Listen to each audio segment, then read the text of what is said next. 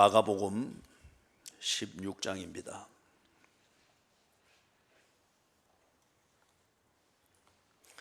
마가복음 16장 1절에서부터 마지막 20절까지 봉독합니다. 안식일이 지남에 막달라 마리아와 야고보의 어머니 마리아와 또 살로메가 가서 예수께 바르기 위하여 향품을 사다 두었다가 안식 후 첫날 매우 일찍이 해 돋을 때에 그 무덤으로 가며 서로 말하되 누가 우리를 위하여 무덤 문에서 돌을 굴려주리요 하더니 눈을 들어본즉 벌써 돌이 굴려져 있는데 그 돌이 심히 크더라. 무덤에 들어가서 흰옷을 입은 한 청년이 우편에 앉은 것을 보고 놀라매 청년이 이르되 놀라지 말라. 너희가 십자가에 못 박히신 나사렛 예수를 찾는구나. 그가 살아나셨고 여기 계시지 아니하니라. 보라, 그를 두었던 곳이니라. 가서 그의 제자들과 베드로에게 이르기를 예수께서 너희보다 먼저 갈릴리로 가시나니 전에 너희에게 말씀하신 대로 너희가 거기서 배우리라 하라 하는지라. 여자들이 몹시 놀라 떨며 나와 무덤에서 도망하고 무서워하여 아무에게 아무 말도 하지 못하더라. 예수께서 안식 후 첫날 이른 아침에 살아나신 후 전에 7 귀신을 쫓아내어 주신 막달라 마리아에게 먼저 보이시니 마리아가 가서 예수와 함께 하던 사람들이 슬퍼하며 울고 있는 중에 이 일을 알림해 그들은 예수께서 살아나셨다는 것과 마리아에게 보이셨다는 것을 듣고도 믿지 아니하니라.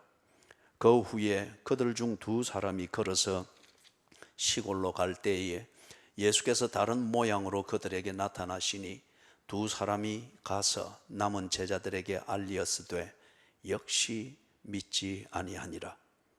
그 후에 11 제자가 음식 먹을 때에 예수께서 그들에게 나타나사 그들의 믿음 없는 것과 마음이 완악한 것을 꾸짖으시니 이는 자기가 살아난 것을 본 자들의 말을 믿지 아니함일러라. 또 이르시되 너희는 온 천하에 다니며 만민에게 복음을 전하라. 믿고 세례를 받는 사람은 구원을 얻을 것이요 믿지 않는 사람은 정죄를 받으리라. 믿는 자들에게는 이런 표적이 따르리니 곧 그들이 내 이름으로 귀신을 쫓아내며 새 방언을 말하며 뱀을 집어 올리며 무슨 독을 마실지라도 해를 받지 아니하며 병든 사람에게 손을 얹은 적 나으리라 하시더라. 주 예수께서 말씀을 마치신 후에 하늘로 올려지사 하나님 우편에 앉으시니라. 제자들이 나가 두루 전파할세 주께서 함께 역사하사 그 따르는 표적으로 말씀을 확실히 정언하시니라. 아멘.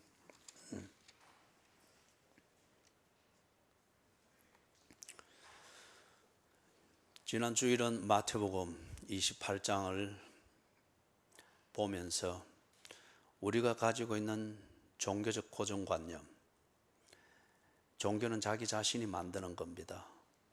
그리고 그 자기가 만든 종교를 자기 방식대로 그렇게 자기 필요한 도구로 사용하는 것, 그게 종교입니다. 그렇기 때문에 그 종교를 가지고 자기 방식대로 종교 생활하는, 이게 참 하나의 무서운 고정관념입니다. 그러다 보니까 참된 종교, 진리, 그 하나님이 하시는 일을 볼지라도 가지고 있는 자기 방식의 종교적 고정관념이 그 진리를 오히려 매도해 버렸습니다. 오늘은 마태복음 16장을 살피면서 우리가 가지고 있는 현실주의적 고정관념, 이게 성경이 우리에게 가르쳐주는 초월과 현실이 연결되어지는, 성육신도 그 중에 하나고 부활도 그 중에 하나입니다. 이러한 것을 이해하고 받아들이는 것을 얼마나 어렵게 만드는지. 사람들은 대개 다 보편적으로 현실주의적으로 생각합니다. 그 현실이라고 하는 말이 무섭죠. 그리고 이 현실이라고 하는 것이 우리의 가치관, 그리고 생각의 틀을 만드는 아주 중요한 역할을 합니다. 현실적이지 않으면은 다 부정을 하는 것, 이걸 아주 지혜롭게 생각을 하고, 대개는 그게 맞습니다. 비현실적인 것은 대개는 보면 틀렸죠. 그러나 우리가 믿는 진리라고 하는 것, 그리고 우리의 현실을 통해서 확인하게 되는 진리의 요소인 그러한 분명한 내용들은 다 비현실적인 것입니다. 다 비현실적인 것입니다. 그 비현실적이지만은 그것이 진리이고 실체가 있기 때문에 현실적으로, 부분적으로 우리가 경험을 하고 있고 우리 삶에서 그것이 작용이 되고 있는 것을 보게 됩니다. 우리의 이 현실이라고 하는 이것이 우리에게 중요하지만은 현실적이지 않은 것은 다 엉터리고 가짜다라고 할 때 현실주의가 됩니다. 이게 우리의 사고방식과 생각하고 판단하는 한 틀을 만들고 그 안에 딱 들어가서 모든 걸 재단하게 되면 내가 만든 현실주의라고 하는 사고방식은 나의 감옥이 됩니다. 그래서 그 밖의 것은 무조건 부정하려고 하게 되어집니다. 이게 무서운 현실주의적 고정관념이죠. 마태복음 16장을 천천히 살펴볼 때 이러한 요소를 이런 요소가 강하게 작용하고 있는 것을 우리가 볼 수가 있습니다. 그래서 그 똑같은 그런 영향과 성향이 우리에게 있음을 오늘 좀 살펴볼 수 있기를 바랍니다. 예수가 부활하지 않았기 때문에 못 믿는 것이 아니고 예수가 부활했다는 이 진리와 엄연한 사실을 우리의 현실주의적 고정관념이 그것을 믿지 못하게 만들고 있다는 겁니다. 1절에서부터 3절을 보면은 예수를 믿는다고 하는 것의 현실적 의미가 무엇인가 하는 것을 생각하게 만듭니다. 여러분에게 있어서 여러분이 말하는 것, 예수를 믿는다고 하는 것은 현실적으로 어떤 의미를 가지고 있습니까? 지금 여기 등장하는 이 여인들은 보니까 그들에게 있어서 예수 현실적인 의미는 죽은 시신입니다. 그들에게 있어서 그들의 현실적인 삶에 예수가 의미가 있습니다.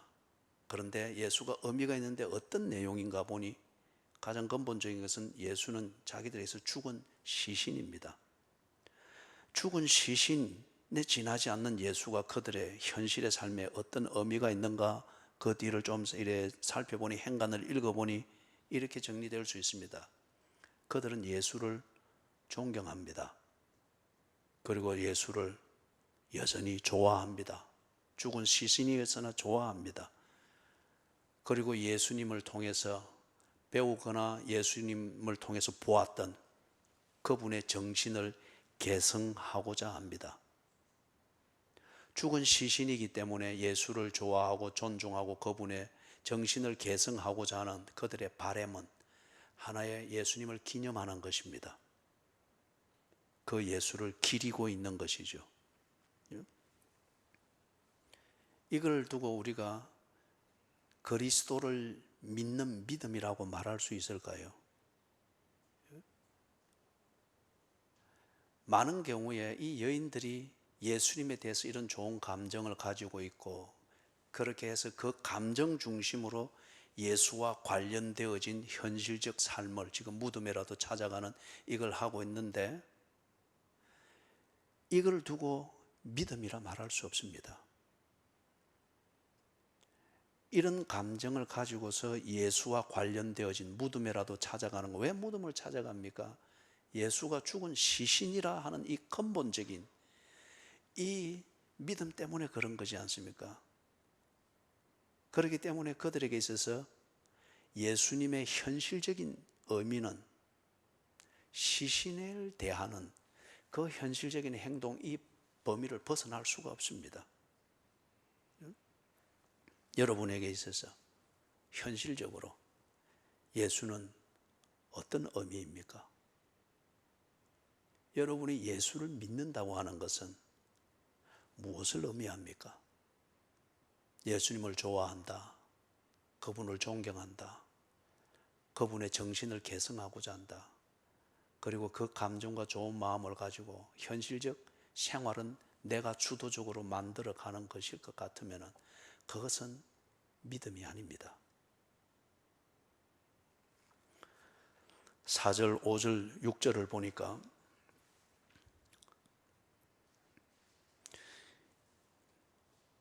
예수님의 시신이 그 자리에 없습니다. 그들이 찾아갔던 무덤에 예수님의 시신이 없습니다.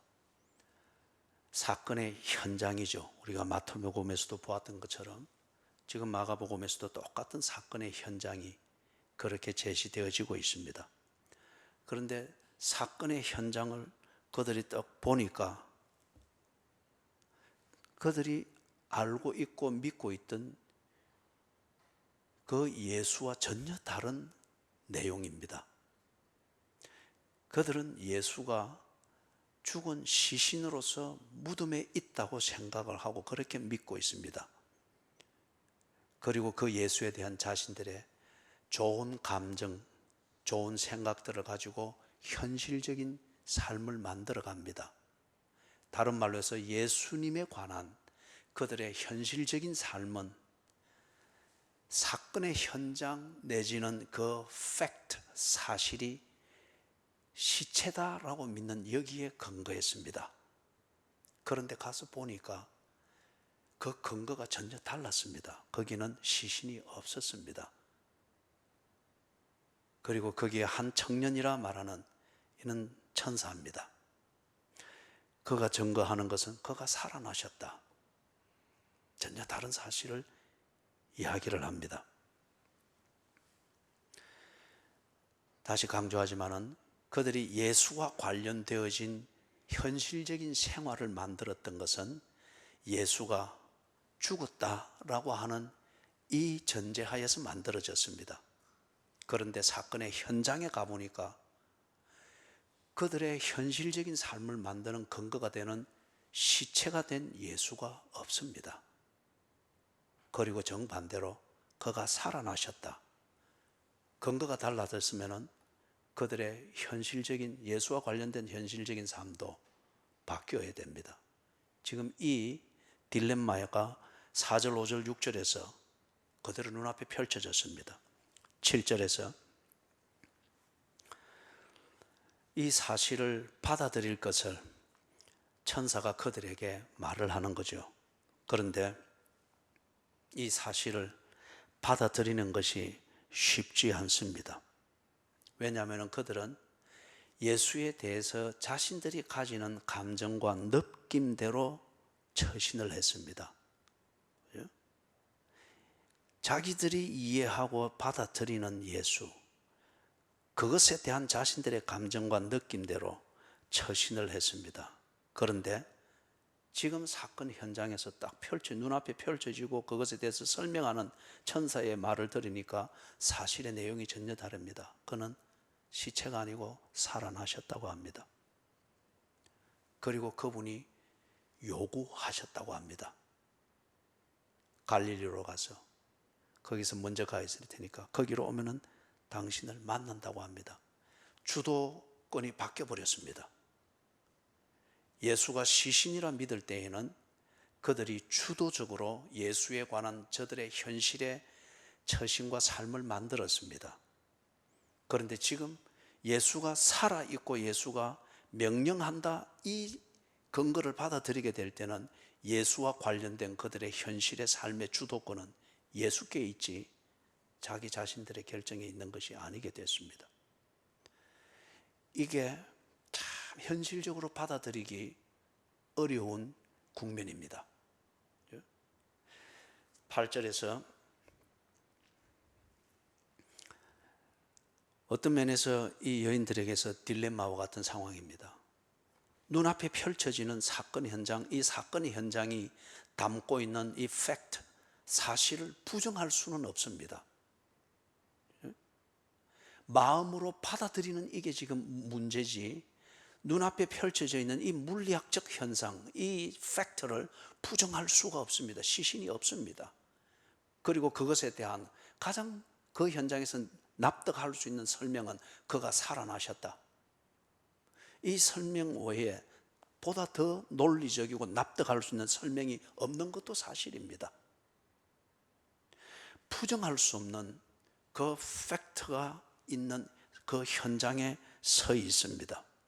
그런데 현실로 받아들이기가 너무 어렵습니다.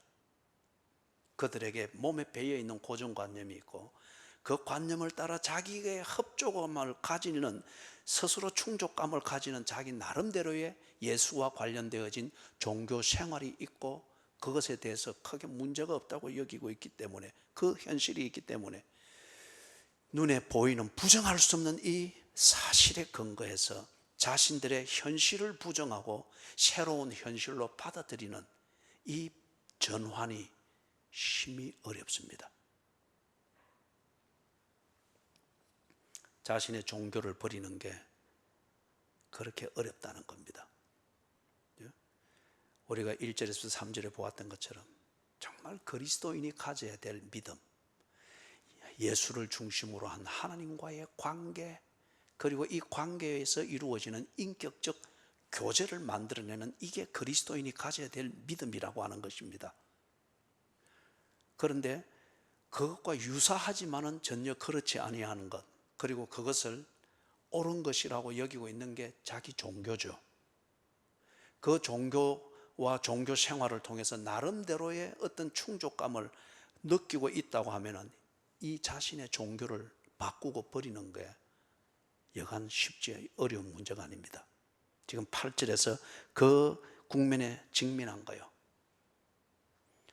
9절에서부터 13절, 9절에서부터 13절에서 예수님께서 보다 구체적으로 이 사실을 받아들일 수 있도록, 그래서 현실에 대해서 고정관념을 벗어버리고 깨어날 수 있도록 예수님께서 인격적으로 개입하셔서 이것에 대해서 일을 해 주십니다. 중요한 것은 두 번의 정인들을 그렇게 해서 보내죠. 19절에서는 보니까 막달라 마리아가 제자들에게 가서 예수가 살아나셨고 그 예수를 본 것에 대해서 정언하게 했습니다.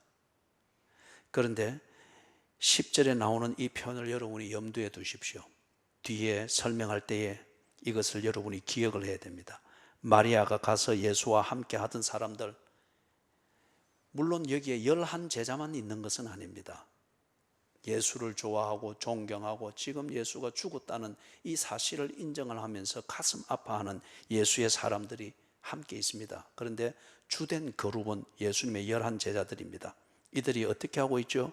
슬퍼하며 울고 있습니다. 그러나 이것은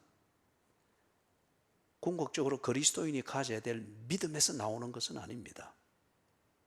예수님과 인격적인 관계를 가지고, 그리고 내가 예수 안에, 예수가 내 안에 있는, 남편이 안에 있고 아내가 남편 안에 있는 이런 관계가 아닐지라도 여기서 슬퍼하며 울면서 때로 밥맛을 잃을 정도로 이런 시간을 보낼 수가 있습니다.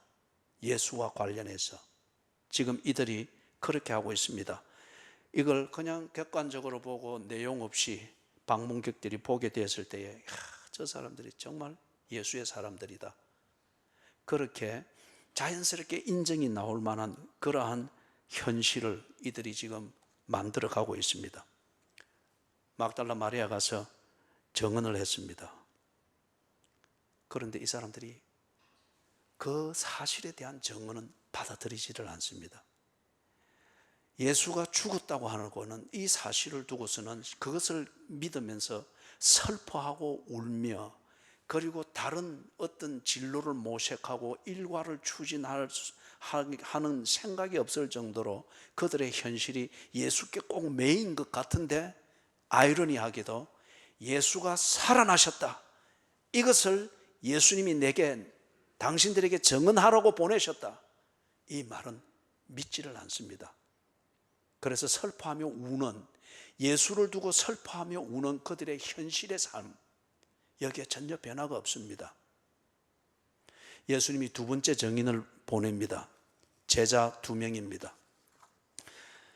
누가복음에서는 엠마오로 가는 두 제자의 이야기가 자세하게 나와 있죠.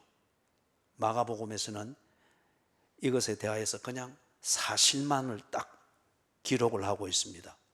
이 두 제자가 예수를 만났고 예수님과 대화했고, 그리고 예수님이 자기들의 현실을 바꿀 수밖에 없는, 그 고정관념을 깨뜨릴 수밖에 없는 새로운 사실을 보게 했고 깨닫게 했습니다.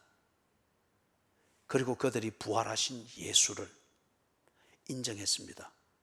그리고 그들은 자신들의 현실의 삶을 180도 바꾸었습니다. 죽은 예수를 슬퍼하고 존중하되 안타까워하는 마음으로, 그러나 더 이상 그들의 현실에는 없는 예수이기 때문에, 그렇게 믿었기 때문에 고향으로 내려갔습니다. 그러나 이 예수를, 살아있는 예수를 보고 그들과 여전히 함께 있는 예수를 확인하고 믿고 난 뒤에 180도로 방향을 바꾸어서 다시금 예루살렘으로 돌아왔습니다. 그리고 자기처럼 슬퍼하고 울고 있는 이 제자들에게 가서 예수가 살아나셨다, 내가 그 예수를 보았다, 그리고 예수님이 나를 너희들에게 보내어 이것을 증언하게 하셨다. 그런데 이 제자들이 이 증언도 믿지를 아니했습니다. 예수가 부활하지 아니했기 때문에가 아니고, 근본적인 것은 그들의 현실주의적 고정관념이었습니다. 그리고 두 번째, 이 고정관념을 깨뜨릴 수 없었던 것은 현실적으로 납득이 될 수 있는 그것을 자기들이 확인하지 못했기 때문입니다. 그래서 마리아가 증언하는 것을 부정하고 믿지 아니했듯이 똑같이 이 두 제자, 저들의 동료지 않습니까? 두 제자가 증언하는 이 사실도 그들은 믿지 않고 거부했습니다. 이유는 딱 동일했습니다. 고정관념이었습니다.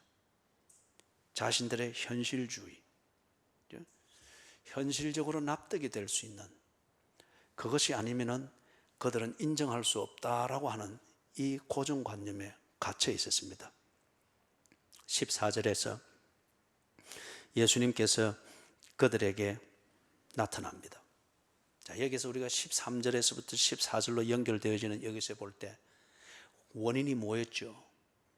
예수가 부활하셨다는 이 엄연한 사실, 검증되고 증명되어진 이 사실을 그들이 보지 못했기 때문에 여전히 자신들의 고정관념, 현실주의적 고정관념에 갇혀서 이것을 받아들이지 못하는 것이 원인이었습니다.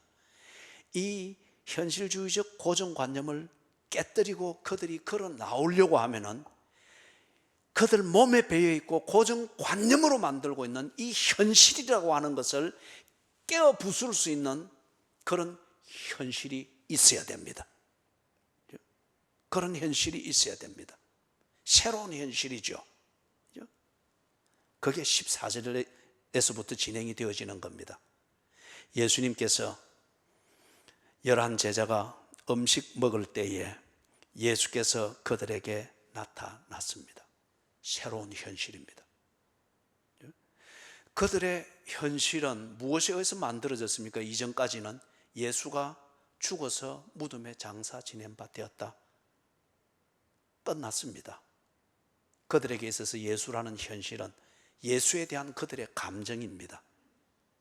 그런데 지금 여기에 전혀 새로운 현실이 그들 앞에 바로 나타난 거예요. 그 예수가 그들이 식사하는 자리에 나타났습니다. 그들은 예수가 무덤 안에 있다고 생각하며 예수에 관련된 현실을 만들어 갔는데 전혀 다른 현실이 그들 앞에 부정할 수 없는 현실로 나타난 거예요. 예수가, 살아계신 예수가 그들 앞에 나타나서 식사의 교제에 함께 참여를 하고 있습니다. 자, 여기에서 우리가 주목할 게 있습니다. 앞에서 우리가 10절에서 제자들의 분위기를 보았죠. 슬퍼하며 울고 있었습니다.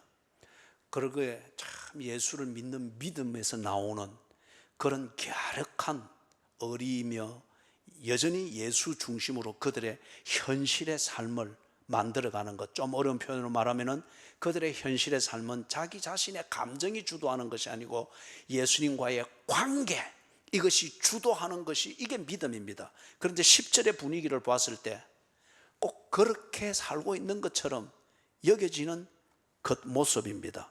그런데 여기 14절이 그렇지 아니한 것을 분명히 말하고 있지 않습니까? 이 사람들이 뭘 하고 있습니까?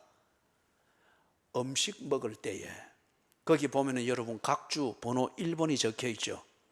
이 각주가 번호가 적혀질 때는 그 밑으로 내려가면은 1번에 대한 설명이 있습니다. 1번에 대한 설명이 마가복음 2장 15절 난 하주를 보라 그렇게 되어 있죠.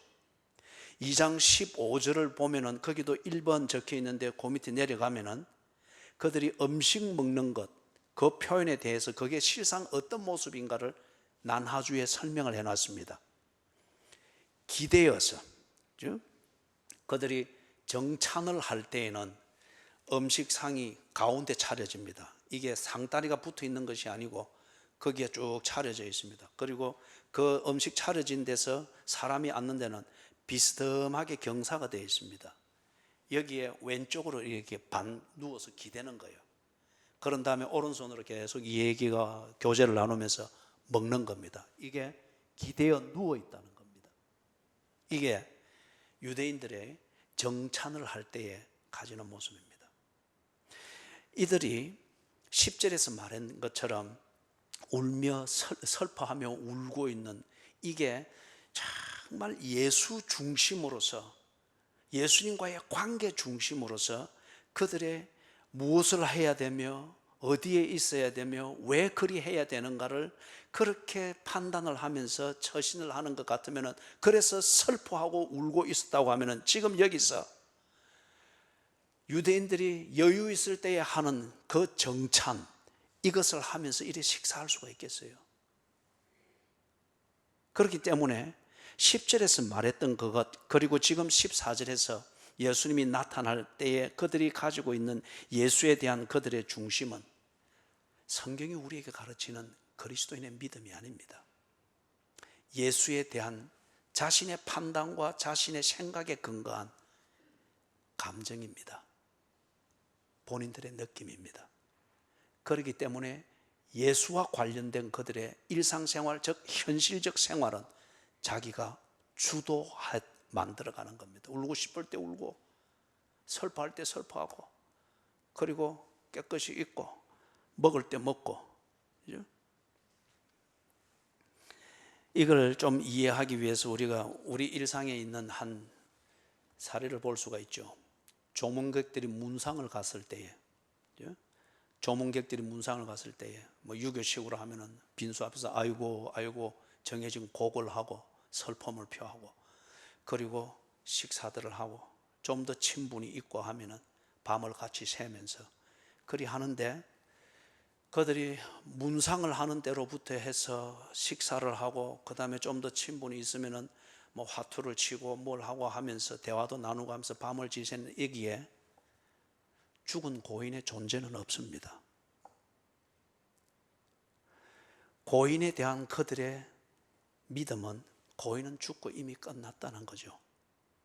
그리고 문상하고 있는 밤을 새우는 그 시간에는 고인에 대한 그들의 감정입니다.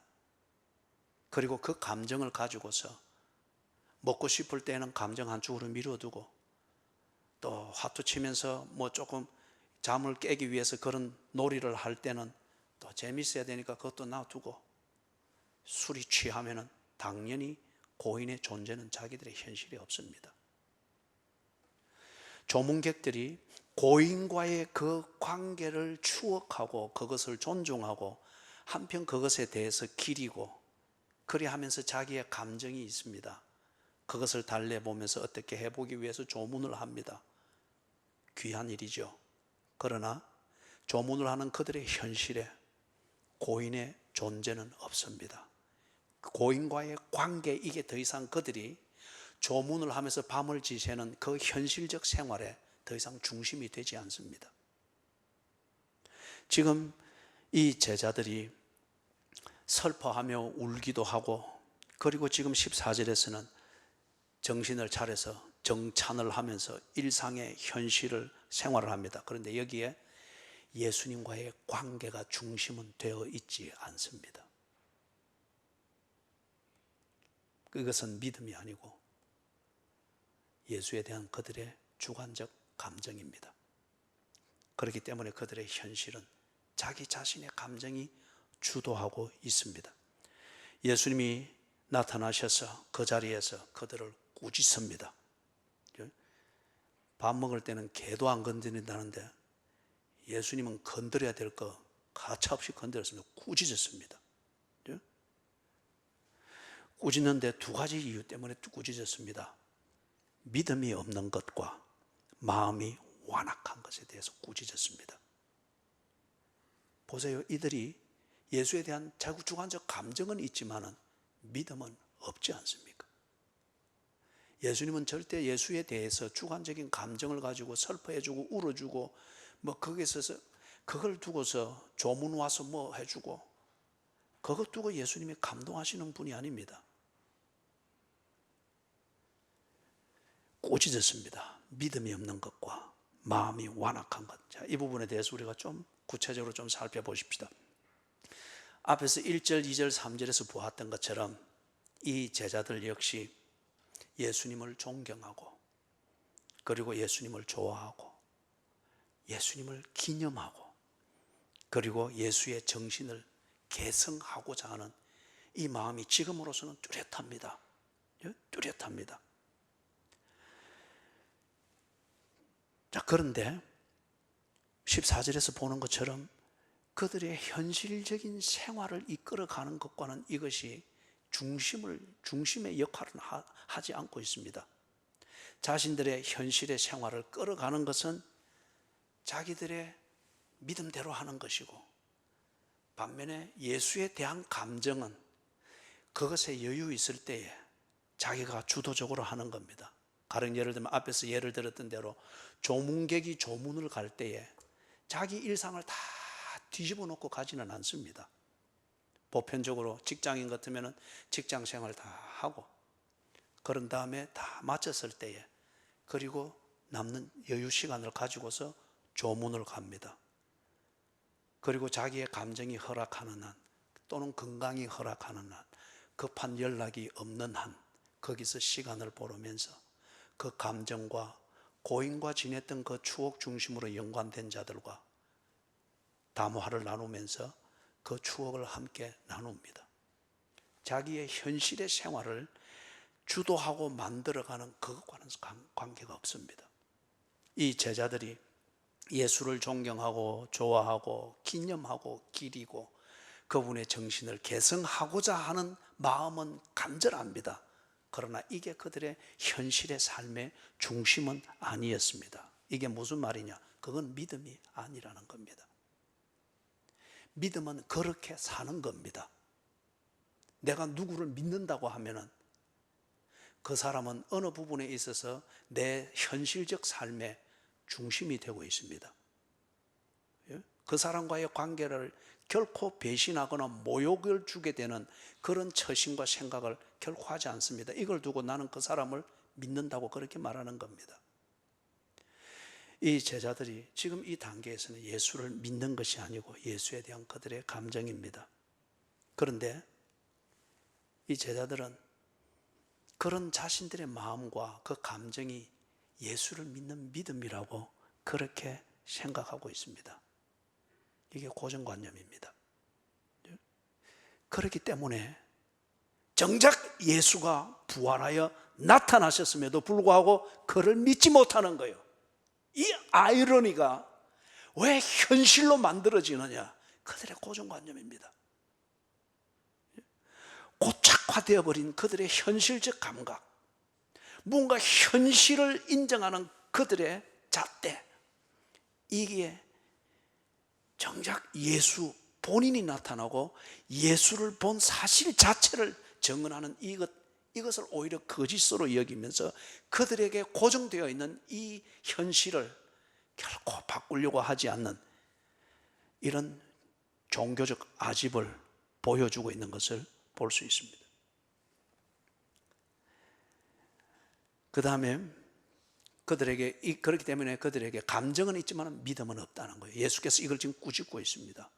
두 번째 꾸짖는 게 마음이 완악한 것을 꾸짖고 있습니다. 마음이 완악하다고 하는 이것은 좀 성격이 괄괄하고 인격적으로 미성숙해서 성질 안 내야 될 때도 성질을 내서하고 아니면 우선 하고 싶은 것대로 아주 유치한 어린아이와 같은 이기주의적이고 적흥적인 생각 때문에 꼭 처신을 엉뚱하게 하고 하는, 이걸 두고 마음이 완악하다 말할 수 없습니다. 그거는 미성숙함의 문제고 다듬어지지 않은 성향의 문제입니다. 그런데 그걸 뭔가 신앙 고백처럼 여기고서 이러면 그거는 완악한 거죠. 성격의 문제가 아니고 이것은 예수에 대한 태도의 문제입니다. 엄연한 사실에 대하여서 여전히 내 고정관념에만 집착하면서 엄연한 사실을 부정하고자 하는 그 마음 자세, 이게 완악한 겁니다. 성격은 좋지만은 마음이 완악한 도덕가들을 우리가 많이 봅니다. 많이 배웠기 때문에 그죠?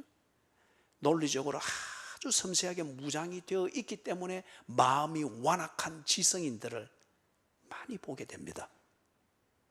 또는 거꾸로 고생을 많이 했기 때문에, 그래서 자수성가를 했다, 다 그런 것은 아니지만 그런 경우에 마음이 완악한 경우를 봅니다. 형제와 부모의 그 아쉬움과 다급함을 절대 인정하지 아니하려고 하고, 그렇게 서로 나누는 것, 이걸 위하여서 내가 자수성가하기까지 오늘이 있다고 하는 이 의미를 결코 인정하지 아니하려고 합니다. 마음이 완악한 겁니다. 지금 이 사람들이, 제자들이 예수에 대해서 마음이 완악합니다. 예수가 살아계십니다. 예수가 그들 삶의 중심에 여전히 계십니다.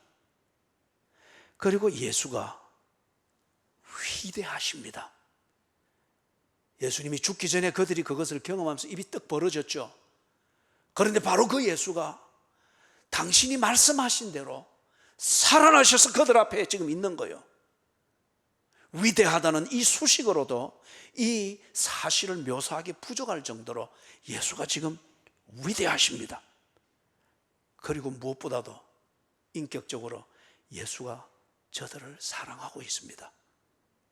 그래서 정인을 보내고 또 보내고, 그리고 그들 앞에 나타나고, 살아계실 때에 그들을 꾸짖던 똑같은 예수의 억양과 이슈를 가지고서 지금 그들을 꾸짖고 계십니다. 예수님과 3년간 동고동락할 때 예수가 꾸짖는 것은 그들이 잘못되라고 꾸짖은 적이 없습니다. 예수의 꾸짖음이 그들을 내치는 것이 아니었음을 3년 동안 그들이 겪었습니다. 어떤 면에서 예수의 꾸짖음이 그들에게는 굉장히 친근감이 있습니다. 지금 그 예수께서 그들을 꾸짖으시고 그들 가운데 계시고 당신이 말씀하신 대로 살아나셨습니다. 예수가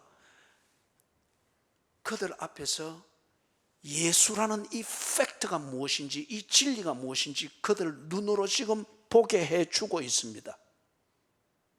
그럼에도 불구하고 이들이 놀라기는 하지만은 이것을 인정하여 받아들이지는 못하고 있습니다. 완악한 겁니다. 엄연한 사실이지만은 내 신조 때문에, 내 고정관념 때문에, 나의 현실적 감각 때문에, 내가 가지고 있는 현실을 만드는 우선순위 때문에 엄연한 사실이지만 이것이 아니라고 애써 부정하는 것, 이게 완악한 거란 말이에요. 가서는 안 될 길이고 빠져서는 안 될 일임에도 불구하고 내가 하고자 하는 고정관념대로 그리 해서는 안 되는 이것이 분명함에도 불구하고 이것을 거부하고 꾸역꾸역하는, 이게 마음이 완악한 거죠. 그래서 요나가 언제나 마음이 완악한 것을 설명할 때 요나가 그 대표적인 예 중에 하나로서 제시가 되기도 하죠. 발라함이 그랬고, 가지 마라. 당나귀가 입을 열어서 그렇게 경고를 해도, 그죠? 당나귀를 치해서 입을 다물게나 할지언정 그 말을 듣지 않았죠. 완악한 거죠. 예수가 누구이시며 무엇을 하셨는지, 그리고 당신의 말대로 살아나셨다, 이걸 그들 앞에 나타나시고, 죽으시기 전 3년 동안 교제하던 똑같은 예수의 억양과 문화와 관심과 그들을 꾸짖는 이 대화로서 사랑을 나타내시던 그 모습으로 그대로 딱 나타났습니다. 그런데 이들이 놀라기는 하지만은 현실주의적 고정관념이라는 감옥에서 나오지는 않습니다. 그들은 거기에 이미 익숙해져 있고, 어떤 면에서 그 익숙한 것을 벗어나는 것이 불안했기 때문일 수도 있겠죠. 이들이 예수님이 죽으시기 전에 3년 동안 동고동락하면서 이 제자들이 예수를 똑바로 알고, 그리고 예수에 대한 감정을 키우는 것이 아니라 예수님을 신뢰하고 신실하게 교제할 수 있도록 하기 위해서 예수님이 당신을 많이 보여주었잖아요. 한날 밤에 아마 베드로, 안드레, 야고보, 요한이겠죠. 거물질을 밤새도록 했는데, 누가복음 5장에 나오는 얘기입니다. 밤새도록 했는데 고기를 잡지를 못했습니다. 빈배로, 새벽을 맞이하면서 빈배로 돌아오는데 예수께서 해변가에 서셔서 고기를 좀 잡았나? 밤새도록 했는데 한 마리도 못 잡았습니다. 그러니까 예수님이 뭐라 했습니까? 네 그물을 깊은 데로 내려라. 이게 베테랑 어부들의 입장에서는 깊은 데 그물을 내리는 것, 그것은 그들이 잡고 자는 고기가 있는 지점이 아닙니다. 그리고 밤새도록 그물질을 하고 허탕치고 돌아오는데 그물을 내리라. 그때 베드로가 뭐라고 말했습니까? 밤이 맞도록 수고하였으나 잡은 것이 없지만은 주께서 말씀하시는 대로 그물을 내리리이다. 믿을 때에는 고정관념을 깨뜨린 겁니다.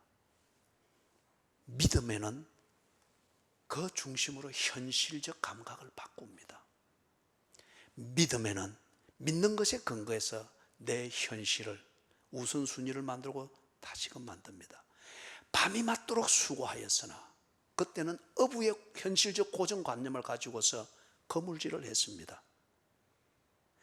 그들에게 있어서 적어도 20여 년 동안 검증되어진 거물질의 노하우입니다. 그들의 현실입니다. 예수께서 그물을 깊은 데로 가서 그물을 내리라 했을 때 밤이 맞도록 수고하였으나, 나의 현실주의적 가치관과 그것에서 만들어진 내 노하우와 20여 년 동안 검증되어진 나의 노하우는 이것과 정반대지만은 내가 당신을 믿으니 하라는 대로 해보겠습니다. 현실을 바꾸었습니다. 그리고 그것이 그들의 현실의 삶이었습니다.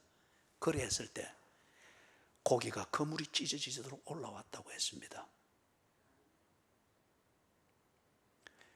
고기를 많이 잡았다는 거기에 방점이 있는 것이 아니고, 고정관념의 틀을 깨뜨릴 때, 이 고정관념의 틀을 깨뜨리는 예수의 존재, 예수가 내 눈앞에서 펼쳐주는 그 팩트, 이 사실을 부정할 수 없는 사실이면 받아들이는 거잖아요. 그럴 때에 그들이 고정관념의 틀 안에 묶어두는 현실에서 벗어날 수 있다는 여기에 중요성이 있는 겁니다.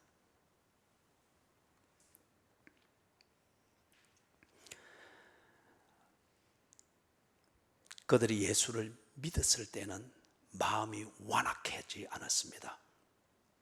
예수를 인정하지 못하니 당연히 마음이 완악했습니다. 자, 이 마음이 완악한 것을 어떻게 해서 부술 수가 있을까요? 완악한 마음을 고치는 것은 많이 배운다고 되는 문제가 아닙니다. 그죠? 현실주의적 고정관념을 깨뜨리는 이 무언가가 있어야 됩니다. 이 무언가가 있어야 됩니다. 여러분, 씨 뿌리는 비유 이 얘기를 알죠. 농부가 나가서 들에다가 씨를 뿌립니다. 이 이스라엘 땅에서는 씨를 뿌리는 거 우리가 지금 묘종하듯이 이렇게 홈을 파고 그리고 덮고 이렇게 하지 않고 뿌립니다. 그냥 뿌릴 때에 어떤 씨앗은 길가에 떨어지고, 어떤 씨앗은 돌자구에 떨어지고, 어떤 씨앗은 가시덤불이 만드는 그늘 아래 떨어지고, 어떤 씨앗은 옥토에 떨어졌다고 합니다.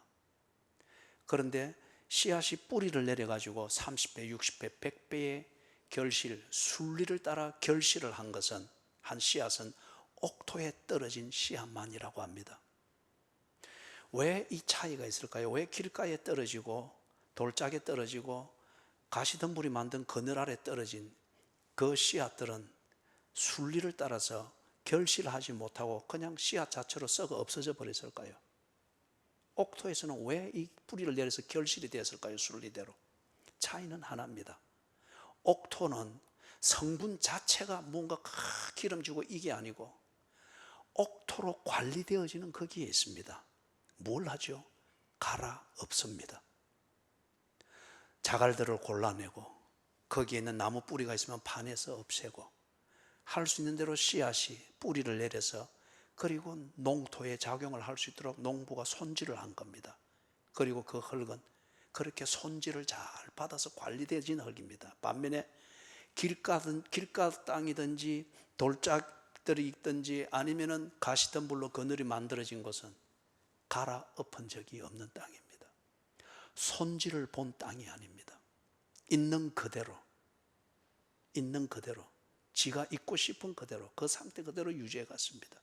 그렇기 때문에 옥토만이 순리대로 씨앗이 뿌리를 내리고 30배, 60배, 100배의 결실을 받았다는 겁니다. 옥토는 저절로 되는 것이 아니고 갈아엎는 과정을 견디는 데서 옥토가 되는 겁니다. 그리고 옥토는 저절로 되는 것이 아니고 지가 갖고 싶어서 가졌던 그러나 쓸데없는 자갈은 뺏어 버리는 겁니다. 지가 필요하다고 해서 챙긴 나무 뿌리와 같은 것, 이것이 쓸데없다고 버릴 때에 기꺼이 그것을 버리면서 받아들이는 겁니다. 그럴 때에 옥토로서 관리가 됐다는 겁니다. 완악한 마음을 고치는 것은 길은 딱 하나입니다. 갈아엎어야 됩니다. 갈아엎습니다. 거기에 아무리 종교적 비료를 주고 좋은 설교로 달콤한 것으로 비료를 주고 물을 주고 그럴 때 감정만 아주 부풀어지고, 그죠? 감정 그리고 자기 주관적으로 합리적으로 할 수 있는 요 장깨만 자꾸 늘어나지 뿌리를 내리지 못합니다. 그리고 썩어 없어집니다. 베드로가 하는 말은 조금만 불시험이 와도 타고 없어지는 지푸라기와 같다는 거예요. 완악한 마음을 갈아엎기 위해서 15절에 예수님께서 그들에게 갈아엎는 이 은혜를 베푸십니다. 명령하셨습니다. 이르시되 너희는 온 천하에 다니며 만민에게 복음을 전하라. 지금 이 11 제자의 현실적인 입장에서는 그들의 완악한 마음을 고칠 수 있는 유일한 하나님의 은혜입니다.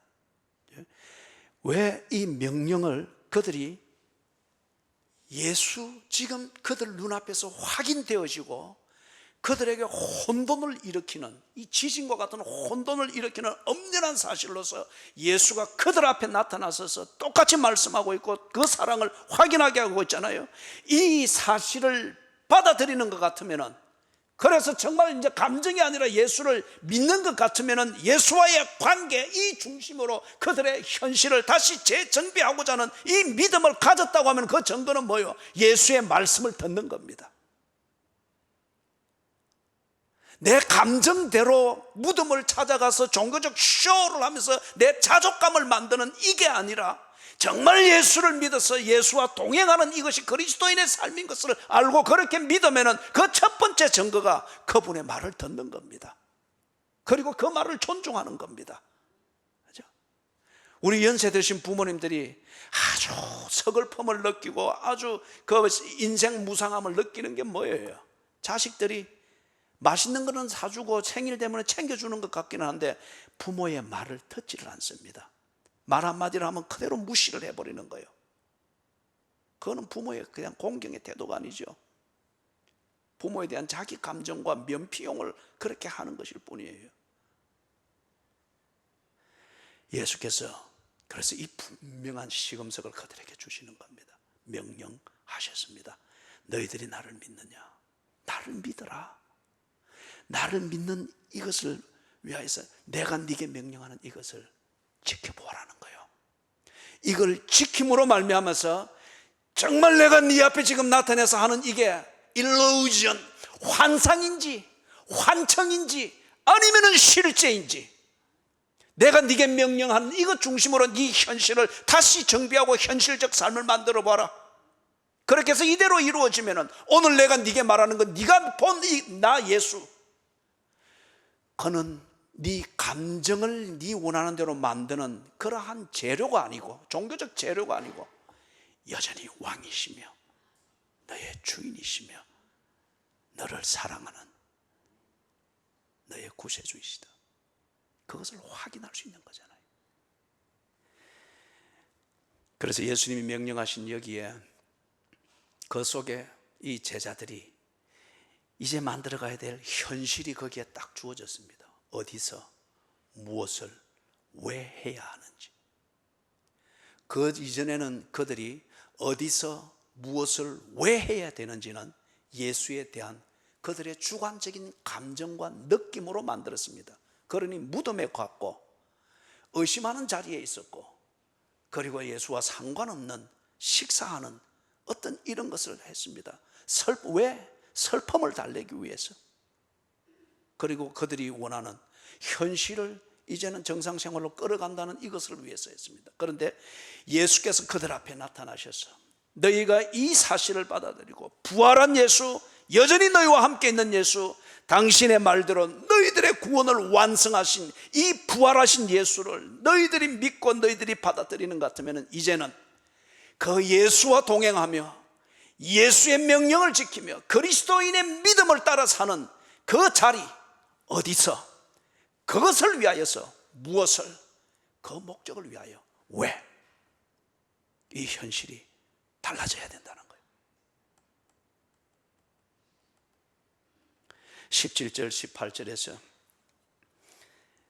그들이 현실적으로 흔들리지 않기 위해서 언제나 그들의 현실적 감각을 예수의 명령을 따라서 살아가는 그 현실이 옳은 것임을 확인할 수 있도록 언제나 현실적인 그 요소와 증거들을 예수님이 약속하셨습니다. 17절 18절에서 이런 표적이 따르리라.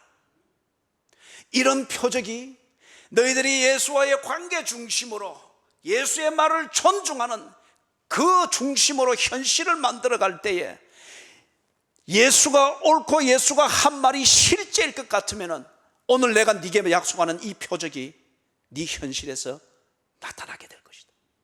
이 현실을 보게 될 것이다. 그럴 때에 이 증거들을 가지고서 부활하신 예수를 믿는 그리스도인의 믿음을 따라 사는 네 현실적 삶이 옳은 것임을 알고 흔들리지 말고 살아라는 겁니다. 이 표적이 따르니 이것이 두 가지를 증명을 합니다. 크게 보아서 하나는 명령하신 예수님은 하나의 영향력이나 종교적 재료가 아니고 부활하신 실제라는 겁니다. 부활하신 실제 존재하시는 당신이 말씀하신 대로 구세주인 것을 증명합니다. 그리고 이런 표적이 따르리니 이것을 가지고 두 번째 증명하는 것은 예수님과의 관계 중심으로 실천하는 그 현실이 그리스도인의 실제적인 삶이어야 한다는 겁니다. 20절에서 20절을 넘어가기 전에 지금 17절 18절에서 예수님이 약속하신 이대로가 바로 그 세대의 제자들의 삶에서 나타났죠. 대표적인 예 중에 하나가 사도행전을 읽어보면 사도 바울이 예수님이 말씀하신 대로 부활하신 예수 그리고 그분의 복음을 증거하는 일을 위해서 삶의 진로를 완전히 바꾸었습니다. 예수 부정하고 예수를 믿는 자를 잡아 선멸하는 이 일을 유대교적 삶의 그의 현실이었는데, 예수님이 그 앞에 나타나고 말씀하신 것을, 그 사실을 받아들이고 예수와의 관계 중심이 되어지니 유대교적 삶에서 예수님과의 관계 중심의 삶으로 180도 전환이 됐습니다. 그래서 이 복음을 오히려 증거하는 자의 삶을 살았습니다. 그때에 이 바울이 참 이런 일들을 많이 겪었죠. 귀신을 쫓아냈습니다. 그리고 바울이 어느 지점에 와서 사도행전 28장에 나오죠. 불을 피우기 위해서 나무를, 가시던 불을 던지는데 거기에 숨어있던 독사가 나와서 손을 바로 물어버렸죠. 그 독사는 독성이 아주 강해서 물려서 얼마 안 있으면 독성이 퍼져서 죽는다고 하는 겁니다. 그런데 털어버렸습니다. 사도행전 28장에 있습니다. 털어버렸습니다. 그리고 독이 퍼져서 언제 죽나 사람들은 지켜보고 있는데 여전히 바울은 자기 할 일을 했습니다. 죽지 않았습니다. 이와 같은 일들이 그 세대에 쭉 일어났습니다. 그리고 20절로 넘어갑니다. 20절에 보니까 19절은 이것을 요약해서 그 기간에 있었던 일을 대표적으로 요약해서 정리한 표시입니다. 그런 다음 20절에 이것을 말하기 위해서입니다. 제자들이 나가 두루 전파할세 주께서 함께 역사하사 그 따르는 표적으로 말씀을 확실히 증거하시니라. 구도는 이렇습니다. 제자들이 나가서 예수의 말씀대로 전파했습니다. 다시 말해서 예수에 관한 이 팩트를 그들이 받아들였습니다. 그것을 받아들일 때에 그들의 현실주의적 고정관념이 다 깨져버렸습니다. 그리고 새로운 현실을 만들어갑니다. 부활하신 예수, 나와 함께 하시는 예수, 여전히 나를 사랑하시는 예수, 그리고 나를 통하여 당신의 일을 이루어가기를 기뻐하신다고 하는 이 사실, 이 진리를 받아들였습니다. 그리고 이것에 맞지 않는 그들의 현실은 다 허물어졌습니다. 그리고 이것에 근거해서 그들의 새로운 현실이 만들어집니다. 이 제자들이 가는 곳마다 예수께서 말씀하신 대로의 표적이 따랐습니다. 귀신이 쫓겨나고 병자들이 낫고 무슨 독을 마실지라도 해를 받지 아니하고 그들이 죽음이라는 이 독으로 그들에게 옥죄어 올지라도 순교를 당할지언정 그 독에 눌려서 그들이 전번에 했던 것처럼 예수를 부정하거나 독기운의 핍박이라는 독에 그들이 쓰러지지 아니했습니다. 20절에 보니 주께서 함께 역사하셨다고 합니다. 예수님이 말만 남겨놓고 환상처럼 사라졌다고 하면 예수께서 약속하신 표적이 따르리라, 이것을 주도할 그 권세는 없었을 것입니다. 이 표적이 따르는 것은 제자들이 만든 것이 아니고 이것을 약속하신 예수, 그들 앞에서 부활하신 예수의 실존을 보여주셨던 예수께서 실제 부활하신 예수에서 그들과 함께 역사하셨다, 일을 하셨다, 이것을 지금 말하는 거예요. 사랑하는 여러분, 그렇다고 하면 부활하신 이 예수는 지금도 살아계신가? 16절, 17절, 18절에서 예수님께서 말씀하신 이런 표적이 따르리라, 이것이 지금도 우리에게 나타나고 있는가? 그렇다고 하면 부활하신 예수, 2000년 전에 슬퍼하며 울고 있는 감정적 종교인으로 정락하던 제자들을 변화시켰던 바로 그 예수는 지금 우리에게도 함께 있는 것이 분명할 것입니다.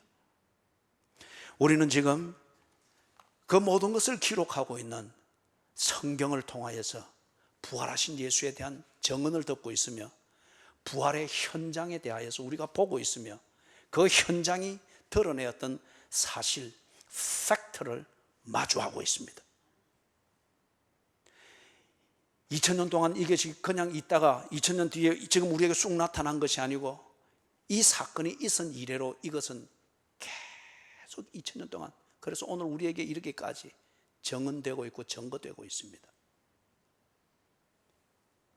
그 다음에 이런 표적이 따르리라. 2000년 동안 교회와 그리스도인들을 통해서 예수가 부활하셨다고 하는 것을 정언하고 있고 전파하고 있습니다. 삶으로 전파하고 있고, 성경 공부로 전파하고 있고, 교회로 전파하고 있고, 일상생활로 전파하고 있고, 가치관으로 전파하고 있고, 그리스도인의 도덕으로 전파하고 있고, 복음을 전파하고 있고, 그 결과 예수를 믿는 자들이 2000년을 이어서 꾸준히 하나님 나라로 들어오고 있습니다. 표적이 그러면 따르고 있느냐? 귀신을 쫓아냅니다. 귀신을 쫓아내는 게 1세대 때는 주로 그렇게 나타났습니다. 나가라 꾸짖으니 나갔습니다. 이 일들은 지금도 일어납니다. 선교 현장에 가면은 저도 간혹 그런 경우가 있습니다.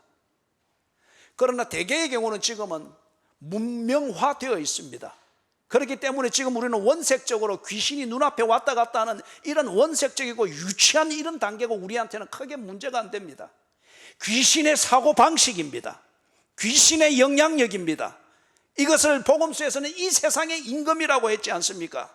분명한 사실과 진리임에도 믿지 못하게 만들고 끝까지 내 주관대로 하고자 하는 이 완악한 마음대로 사는 것이 소신이라 여기고 이게 길이라고 믿으면서 꾸역꾸역 그렇게 가는 것, 이게 귀신의 생각과 다를 바가 없다는 거예요. 그러나 오늘 이 복음이 전파되어지고 이 복음을 믿는 자들이 더 이상 이것에 지배를 받지 않습니다. 수요일날 마가복음을 통해서 보듯이 하나님 나라로 들어갑니다. 가까이 있는 하나님 나라를 보면서 하나님의 통치하심, 먼저 그의 나라와 그의 의를 구하는 것, 의와 죄와 의와 심판에 대해서 말씀하시는 이 성경적 사고방식을 가지고서 무엇이 올바르게 사는 것인지, 무엇이 인간답게 사는 것인지, 무엇이 죽었어도 내 영혼이 불안해하지 않고 나를 죽음을 통해서 떠나보내는 남아있는 자들이 나를 두고서 근심하거나 뒷담화를 하면서 욕을 하지 않도록 사는 인간다운 삶이 무엇인가를 스스로 정신 똑바로 차려서 삽니다. 귀신을 쫓아내는 겁니다. 무엇으로? 휴머니즘으로가 아니고 예수 그리스도의 이름으로. 예수를 바로 믿는 자들은 바로 생각하기를 시작하며, 예수를 바로 믿는 자들은 가치관을 바로 세우기를 시작하며, 예수를 현실적으로 믿고 그분과 동행하는 자들은 삶의 우선순위를 바로 세울 줄을 압니다. 이게 귀신을 쫓아낸 분명한 증거입니다. 새 방언을 말합니다. 우리가 새벽기도 시간에 보았습니다. 참된 그리스도인, 그리고 이 그리스도와 동행하는 믿음을 가지고 사는 그리스도인은 비판하지 않습니다. 내 눈의 덜보를 감추기 위해서 남의 눈에 있는 티를 찾아내는데 몰입하지 않습니다. 새 방언을 말합니다. 그리고 뱀을 집어 올립니다. 뱀이 사탄의 지금 상징으로 지금 나와 있는 거예요. 사탄이 하는 것은 무엇입니까? 하나님의 뜻에 대해서 왜곡하게 만들고 오도하게 만들고, 그리고 하나님의 백성들이 하나님의 뜻으로부터 벗어나도록 만드는 온갖 장난을 하는 것이 뱀으로 일컬어지고 있는 사탄이 하는 것의 전부입니다. 이것을 에베소서 5장 13절에서는 뭐라고 말했습니까? 마귀의 관계라고 했습니다. 예수 그리스도를 알고 예수 그리스도를 믿으며 그분과 관계 속에서 그분과 교제함이 있는 이 중심으로 가치관이 만들어지고, 거기서 만들어지는 지식과 거기서 만들어지는 현실의 삶의 우선순위가 어떻게 정리되어야 되는가, 이게 그리스도인의 도덕이죠. 그럴 때에 이게 관계인지 유혹인지, 이게 옳은 것인지, 이게 고생스럽지만 이게 올바른 것이고 결과가 있는 것인지 그리스도인의 가치관을 가지고 판단합니다. 뱀을 집어 올립니다.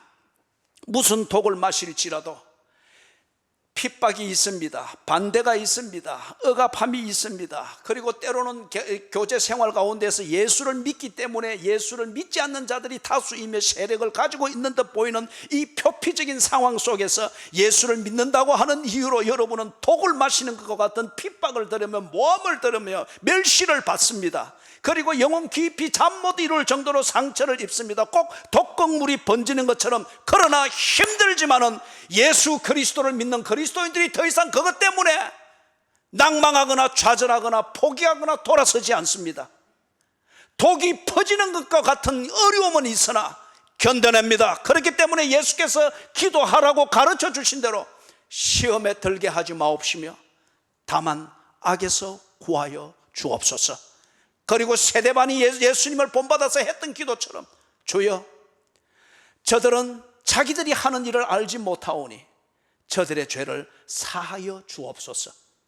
이 핍박이라는 독곡물, 모함이라고 하는 독곡물, 이 독곡물의 독성이 퍼져서 꼼짝을 못하는 것 같으면 그리스도인들이 그런 기도 못합니다. 그런 기도하면서 일어서서 여전히 그리스도인의 삶을, 내일은 난 몰라요, 주께 맡기면서 오늘을, 현실의 삶을 그렇게 살 수가 없습니다. 무슨 독을 마실지라도 해를 받지 아니하며 병든 자에게 손을 얹은 적 나으리라. 육체의 병, 우리가 병이 현상적으로 낫는 것도 중요합니다. 그런 기적이 지금도 일어납니다. 그러나 그것이 우리에게 궁극적인 문제가 아닌 것을 압니다. 문제는 뭡니까? 육체의 병이 있을 때 육체의 병 때문에 삶의 의미를 포기하는 것, 그래서 내 영혼이 정말 병이 들어버리는 것. 병이 들었다고 하는 것의 궁극적 의미는 뭐죠? 지가 하고 싶은 일이 있으나 할 수 없는 겁니다. 이만큼 가야 되나 병 때문에 그만큼 가지 못하는 이 안타까움이 있는 게 병의 영향력입니다. 육체의 병 때문에 내가 인간답게 살아야 되는 내 영혼의 울부짖음, 내 영혼이 깨달은 하나님의 형상대로 지음받은 인간이 하나님의 영광을 위하여서 사는 것을 통하여서 세상에 빛이 되고 소금이 되는 것, 내 가정에 빛이 되고 소금이 되는 것, 한 사람의 감정을 주기 위해서 아주 효과 있고 재미있는 광대처럼 살다가 가는 것이 아니라 내 가정이, 내 가족이, 이 사회가, 누군가 나를 만났던 그 사람이 인간이 무엇인가를 알고 인간다운 삶을 사는데 도움이 되고 자극이 되고 빛이 되어지고 소금이 되어지는 이 삶을 살 수 있는 이 몸부림과 그것을 위하여 내 모든 것을 집중하게 되는 이 영혼의 건강함, 이것이 내 몸 소모품과 같은 이 육체의 병 때문에 영혼이 병들어서 병신되지 않도록 하는 것. 예수 그리스도의 말씀을 듣고 그분과의 관계 중심으로 내 현실을 바꾸어 갈 때에 병든 자에게 손을 얹은 적 나음을 얻으리라. 이것을 지금 우리가 보고 있지 않습니까? 여러분들도 적어도 한두 가지의 병들은 가지고 있을 거예요. 저 역시도 그렇습니다. 아침 저녁으로 약을 먹지 않으면 안 되고, 뭔가 시기를 조금 놓치면은 오한이 들고, 그리고 어지럽고, 다음날 일어나는 게 힘들고 10여 년째 가지고 가고 있습니다. 그러나 이 병 때문에 저는 새벽 기도를 포기하지 않습니다. 새벽 기도에서 적어도 이 새벽 기도 1시간 정도라도 교인들을 생각하고 내 자신을 성찰하고 하나님의 뜻이 무엇인가를 성찰하지 않고서는 그냥 아침 저녁으로 약 먹으면서 그런 병기운으로 살다가 쓰러져 죽어버리는 그냥 병자에 밖에는 안 되는 거죠. 일어날 수 있는 것은 주께서 내게 말씀하신 것, 말씀하실 정도로 나를 당신 안에 두고 당신의 그 모든 것을 내 안에 두시는 부활하신 예수, 죽음을 이기고 부활하신 예수, 그래서 나를 나의 죽음에서 건져내시는 그 영원하신 예수, 그분과의 관계 중심으로 내 삶을 돌아보니 내가 내 몸에, 병든 몸에 손을 얹은 적 나음을 얻으리라. 그래서 저는 새벽마다 일어납니다. 주일을 기다립니다. 그리고 이 말씀을 증거할 수 있는 것이 얼마나 희열이고 특권인 줄 모르면서 하고 나면은 주일 밤부터는 녹초가 되지만은, 그러나 그것이 내게 주는 희열이 있습니다. 병든 자에게 손을 얹은 적 나음을 얻으리라. 이 표적은, 예수께서 말씀하신 이 표적은 지금도 유효하며 여전히 현재 진행형으로 이루어지고 있습니다. 사랑하는 여러분, 예수는 부활하셨습니다. 현장으로 증명되었고 증인들로 증명되었고 예수님 자신이 우리로 하여금 보게 했습니다. 그리고 그것에 맞추어서 현실을 살아라고 우리에게 일러주었습니다. 여러분이 예수와 상관없는 기껏해도 예수님과 관련된 감정이 만들어낸 그런 현실주의적 고정관념에 갇혀서 진리를 못 보게 되는 정말 어리석은 자가 되지 않기를 바랍니다. 여러분의 현실이 부활하신 예수, 그분과의 관계 중심으로 현실이 다시 다듬어지고, 그 현실 안에서 부활하신 예수만이 할 수 있는 그 표적들이 따르게 되기를 주님의 이름으로 축원합니다. 아멘. 하나님이여, 눈먼 자의 눈을 열어주시옵소서. 귀 어두운 자의 귀를 열어주시옵소서. 육체의 병 때문에 영혼의 병들어 주를 보지 못하고 느끼지 못하는 자들의 영혼을 고치시고 저들을 일으켜 주시옵소서. 그리고 이 예수 그리스도의 엄연한 사실과 진리를 보고 듣고 놀라면서도 받아들이지 못하는 완악한 마음을 갈아엎어 주시옵소서. 그래서 진실로 저들이 예수님과의 관계 안에 있는 자들이 많이 맺게 되는 30배, 60배, 100배의 순리를 따라서 결실을 하게 되는 그런 현실을 살게 해 주시옵소서. 예수님의 이름으로 간절히 기도드리옵나이다. 아멘.